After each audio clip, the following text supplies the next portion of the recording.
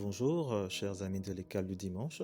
Je suis Comé Jonathan et c'est avec un réel plaisir que je vous retrouve encore pour un autre épisode de prédication prophétique. Si vous voulez nous rendre service et nous aider, n'oubliez pas de vous abonner et de partager les messages à ceux que vous aimez. Cela nous aidera grandement. Bien, aujourd'hui le Seigneur nous emmène dans une autre dimension encore plus poussée de sa présence. Vous savez, lorsque vous connaissez le cœur de Dieu, alors vous savez dans quelle direction vous devez aller.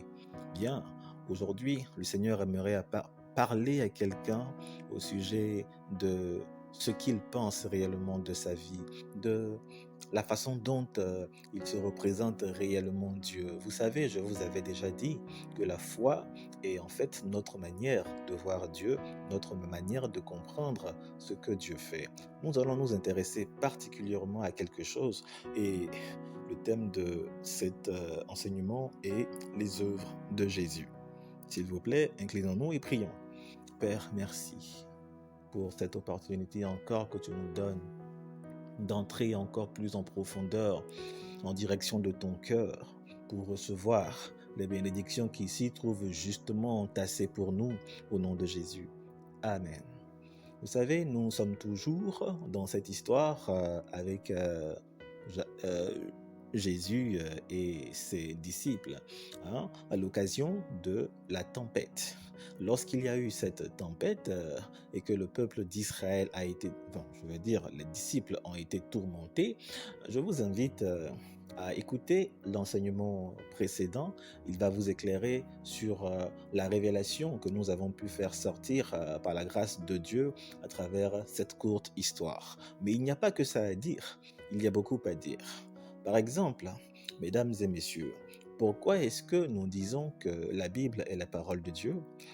Pensez-vous, c'est clair que nous disons que la Bible est la parole de Dieu parce que c'est ce que Dieu a dit qui est écrit dans un livre. D'accord? C'est ce que Dieu a dit qui est écrit dans un livre. Voilà pourquoi, si les propos qui sont rapportés dans le livre sont authentiques, donc c'est bel et bien la parole de Dieu. Seulement, techniquement, ce n'est pas vraiment la parole de Dieu, mais c'est la parole de Dieu écrite. Vous voyez, juste ce petit mot-là qu'on vient ajouter, c'est la parole de Dieu écrite. Pourquoi est-ce que Dieu a voulu que la Bible soit écrite? Il a voulu que la Bible soit écrite pour vous et moi. Est-ce que vous comprenez? Pour vous et moi. Pourquoi? Parce que la majeure partie des événements qui nous sont rapportés se sont passés avant que nous ne venions au monde. Nous n'étions pas là quand ces choses se sont passées. Donc imaginez-vous que les gens aient fait comme en Afrique avec la tradition orale de se raconter oralement ce que Dieu a fait. Arrivé à nous, on aurait complètement perdu le véritable sens et les véritables événements qui se sont passés il y a des milliers d'années. Vous me comprenez? Donc l'idée de Dieu d'écrire, c'est en fait un testament pour la postérité, pour nous, pour que nous puissions nous saisir de cela. Mais rappelez-vous ce que Jésus-Christ a dit. Il a dit que la lettre tue, mais c'est l'esprit qui vivifie. Ça veut dire que la Bible, dans son état actuel, en tant que parole écrite, n'est pas efficace pour vous guérir, n'est pas efficace pour changer votre vie. Vous me comprenez? La Bible, dans son état actuel, je vais le répéter, n'est pas efficace parce que c'est des paroles de Dieu qui ont été écrites. Un point, c'est tout. Mais comment donner vie à cette Bible? Ou du moins, comment transformer la parole de Dieu écrite en la parole de Dieu tout court? C'est lorsque ce que Dieu a dit et a consigné dans la Bible sort de votre bouche. Lorsque vous prononcez les paroles que Dieu a écrites dans son livre, c'est à ce moment-là que cela devient la parole de Dieu. Voilà pourquoi il y a un texte sacré qui nous dit « Elle est près de ton cœur, voilà, elle est dans ta bouche », c'est la parole de Dieu. La parole de Dieu est non seulement faite pour être comprise, mais pour être proclamée, pour être déclarée. Vous me comprenez? Vous ne pouvez pas simplement croire dans votre cœur, vous devez aussi déclarer. Et c'est ce qui a manqué, c'est ce qui a manqué aux disciples lorsqu'ils ont été confrontés à la tempête. D'accord, ils croyaient en Dieu dans leur cœur, mais quand fut venu le moment de prouver leur foi, de transformer la Torah Torah écrite en la parole de Dieu, ils ont été incapables parce que justement le cœur est vacillant. Le cœur souvent dit oui et souvent aussi il dit non. On n'est jamais sûr avec le cœur. Mais lorsque vous engagez par la parole de votre bouche, non pas en disant des paroles que Dieu n'a jamais dites. Je vous l'ai dit la fois dernière. Tout est possible seulement si vous dites ce que Dieu a dit. Si vous croyez et proclamez ce que Dieu a dit à tel sujet ou tel sujet, tout est possible. Par exemple, si vous êtes malade, si vous souffrez dans votre chair, vous devez savoir que Dieu a dit quelque chose à ce sujet. Arrêtez de dire que c'est normal, c'est évident, avec l'âge, on tombe malade, mais et puis quoi encore? Et puis quoi encore? Je me rappelle encore lorsque Caleb est allé voir Josué, il lui a dit, écoute, j'ai 85 ans, mais je suis en pleine forme comme si j'avais 15 ans. Oh, est-ce que vous comprenez? Lorsque vous proclamez ce que Dieu a dit, lorsque vous déclarez ce que Dieu a dit qui est écrit dans le livre saint, alors cela devient la puissance, donc cela devient la parole de Dieu. Vous me comprenez? Au commencement était la parole, il n'a jamais été dit au commencement était la Bible. Non, ça veut dire que ce qui est écrit dans la Bible, vous devez la proclamer à haute voix, vous devez vocaliser, vous devez déclarer ce qui est écrit dans la Bible pour que ce soit à votre tour, oui et amen. Au commencement était la vocalisation, au commencement était le verbe. Vous devez parler de ce que Dieu a dit. Si vous vous en tenez à ce que Dieu a dit, tout est possible. C'est ce que je vous avais dit et je vous le répète encore aujourd'hui. Si vous vous en tenez à ce que Dieu a dit, tout est possible. La maladie n'a rien de naturel. Vous me comprenez? Le désespoir, le désespoir, l'abandon, la médiocrité, la misère n'a rien à voir avec ce que Dieu a dit. Vous me comprenez? Il n'y a pas un individu sur la terre que Dieu a prédestiné à être misérable, car la parole de Dieu nous le dit que si c'est pour venir mourir pauvre, autant que tu aies été avorté à ta naissance. Si tu es avorté au moins à ta naissance, ça va nous épargner à la société que tu meurs pauvre. Ça veut dire qu'il n'y a pas de volonté divine dans la misère. Il n'y a pas de volonté divine dans une assistance éternelle. Non, vous aussi, Dieu vous a appelé à assister les autres et non pas à être éternellement assisté. Vous devez croire cela, non pas dans votre cœur, mais en face de la tempête. Vous devez faire exactement comme Jésus l'a fait. Il l'a regardé en face et il a vocalisé. Il l'a regardé en face et il a vocalisé. Beaucoup d'entre vous sont remplis d'espoir. D'ailleurs, l'espoir fait vivre. Donc, j'espère que tout ira bien. J'espère que tout rentrera dans l'ordre. D'accord? Tout le monde peut espérer. Même Satan aussi peut espérer. Mais combien parmi vous êtes certains de ce que vous dites? Généralement, quand vous êtes certain de ce que vous dites, c'est quand vous voyez une issue, c'est-à-dire quelqu'un qui va vous aider. À ce moment-là, vous êtes sûr de vous et vous dites, ok, tout ira bien. Mais sachez que les hommes peuvent trahir. Les hommes trahissent même déjà, donc c'est pas comme si ce que je vous dis est nouveau. Les hommes trahissent et c'est dans leur nature. Voilà pourquoi vous ferez mieux d'être pleinement convaincu lorsque vous vocalisez ce qui est écrit dans la Bible que de vous attacher à un individu. Car l'individu qui est pour vous aujourd'hui, c'est parce qu'il a son intérêt. Quand il sera contre vous, c'est parce qu'il ne verra en vous aucun intérêt d'investir. Vous me comprenez? Ayez confiance en Dieu, en ce qu'il a écrit et vocaliser ce que Dieu a écrit.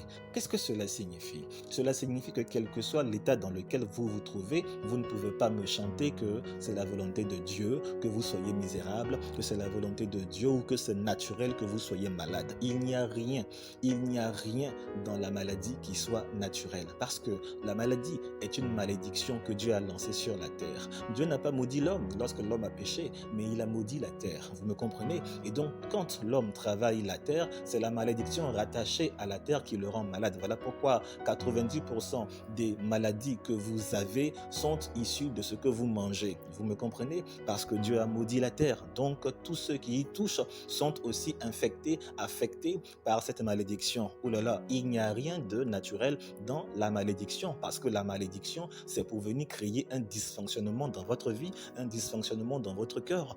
Loin de là la pensée de Dieu. Car écoutez, Dieu livrait son cœur. Il dit, voici ce ce pourquoi je rêve à votre sujet, c'est que vous soyez bénis, prospères. Vous me comprenez? Dieu veut que vous soyez bénis, prospères et en bonne santé, comme l'état de votre esprit. Ça veut dire que dans la pensée de Dieu, tout est oui et amen pour vous. Mais n'essayez pas de faire cela en disant, d'accord, je crois dans mon cœur. C'est très bien de croire dans votre cœur, mais il faut aller à une dimension supérieure, à savoir vocaliser. Et les amis, c'est le temps, nous sommes à la fin de l'année, commencez à vocaliser, habituez-vous à vocaliser. Arrêtez de vocaliser la misère. Arrêtez de vocaliser les termes comme nous les pauvres, nous qui n'avons pas de parents là-bas ou haut placés, quand tu es né, il faut être un garçon. Une fois que tu es né, voilà, c'est ça.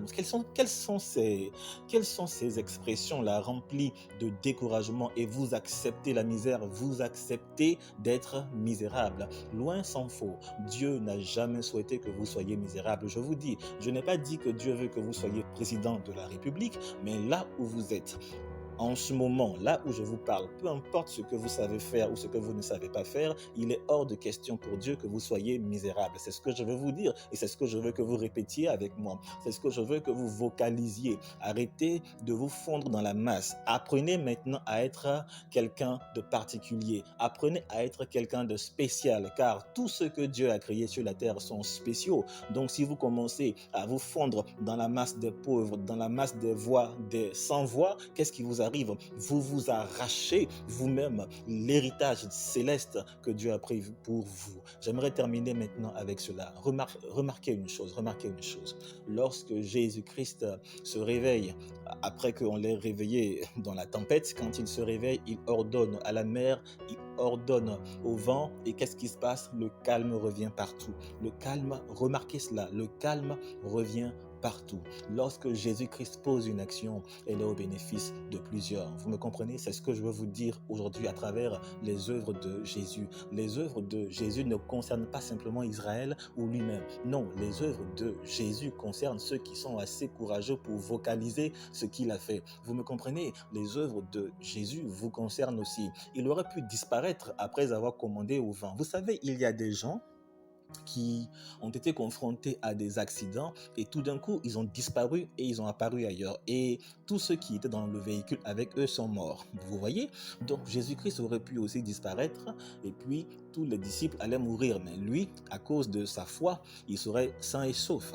Je me rappelle, il y a de cela dans les années 2007 ou 2008, je me rappelle que j'ai été confronté à un accident. Je ne vous parle pas de simple accrochage, je vous parle d'un accident. C'était violent, c'était sanglant parce que les vitres avaient blessé plusieurs. Moi, je n'ai eu aucune blessure, c'est vrai, mais ce qui est merveilleux, parce que quand la police est venue constater, aucun passager n'était mort. Aucun passager n'était mort. Et cela s'est passé 2 fois comme ça. Lorsque Dieu vient et qu'il me sauve, il sauve aussi tous ceux qui sont autour de moi. Ça veut dire quoi? Ça veut dire qu'il y a une différence quand vous avez la foi que Dieu va agir, mais il y a une différence quand vous avez la foi dans les œuvres de Jésus. Ce n'est pas votre foi qui est à l'œuvre face au danger, mais c'est en fait votre droit, c'est votre héritage. Dieu n'a pas dit que vous allez mourir là. Dieu n'a pas dit que c'est fini pour vous. Donc quand vous croyez en l'œuvre de Jésus, sachez que les œuvres de Jésus-Christ couvrent tout le monde.